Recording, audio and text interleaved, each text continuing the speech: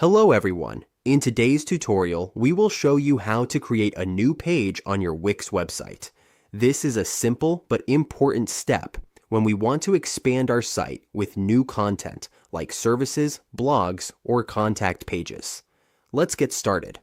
On the Wix dashboard, to add a page, all we need to do is click here. In the Pages section, we can find it in the upper left part of the dashboard. From here, just click Add New Page. You can also find it right here. We can choose between a dynamic page, a custom page, or a regular page. All we need to do is click Add. Now we will have a new page appear, like this sample page here. It will show up under the main pages. We can drag it to change its position based on our preferences. And that's how we create a new page on a Wix website. With this simple process, we can keep building and organizing our site the way we want.